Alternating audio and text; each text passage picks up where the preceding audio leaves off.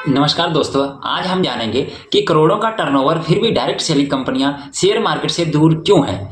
ये corporate secret जो आपको कोई नहीं बताएगा, इसके बारे में हम थोड़ा सा जान लेते हैं। प्राइवेट या अनलिस्टेड रहने के पीछे असली बिजनेस का माइंडसेट क्या है, तो इस चीज को आपको समझना बहुत जरूरी है। क्वार्टरली डाटा और पब्लिक सिक्योरिटी का डर पहला रीजन जो ये है कि हर महीने में कंपनी को जवाबदेही देनी पड़ती है। यानी शेयर मार्केट में जो लिस्टेड कंपनी बनते ही 3 महीने के अंदर एक एक रुपए का हिसाब, मुनाफा नुकसान और सेल्स को डाटा को आम जनता के सामने और मीडिया के सामने ओपन करना पड़ता है। दूसरा, डायरेक्ट सेलिंग में टर्नओवर का बात करें तो थोड़ा बहुत उतार चढ़ाव होना आम बात है, लेकिन शेयर मार्केट में इसकी खबर बाहर आते ही कंपनी के शेयर बुरी तरह से क्रैश हो जाते हैं। इस भारी दबाव से बचने के लिए कंपनियां अनलिस्टेड रहना ही पसंद करती है। भारी फंड्स और मालिकाना हक अगर बात करें तो खुद का बैकअप और कंट्रोल अगर बंदे के हाथ में होगा तो उसको खुद मैनेज कर सकता है। कोई भी कंपनी शेयर मार्केट में तब जाती है जब उसे जनता से पैसा जुटाना हो, लेकिन कभी स्थापित डायरेक्ट सेलिंग कंपनियों की बात करें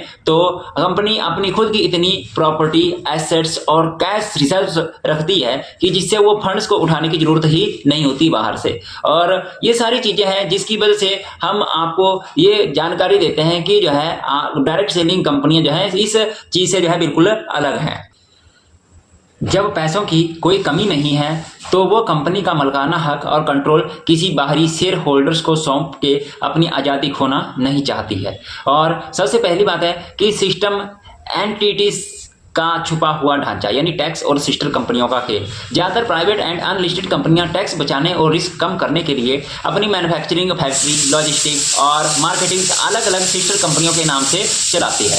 और शेयर मार्केट में लिस्ट होने के लिए इन सबको मर्ज करके सारा छुपा हुआ डेटा पब्लिक करना होगा, जिससे इनकी गोपनीयता और टैक्स प्लानिंग खत्म हो जाएगी। इस वजह से जो है बहुत सारी कंपनी इनसे अलग रहना चाहती है। कानूनी और बदनामी का भारी रिस्क, रातों रात तबाह होने का जोखिम इस इंडस्ट्री पर कई बार कानूनी जो है ढांचे, ऐसी अफवाहें और खतरे बने रहते हैं। अगर शेयर मार्केट में लिस्टेड कंपनी अगर एक भी केस या बदनामी की खबर में फंस जाती है तो पैनिक या घबराहट के कारण शेयर रातों रात 90% तक गिर सकते हैं, जिससे कंपनी पूरी तरह तबाह हो सकती है। इस जोखिम को बचाने के लिए कंपनी अपनी सुरक्षा पसंद करती है।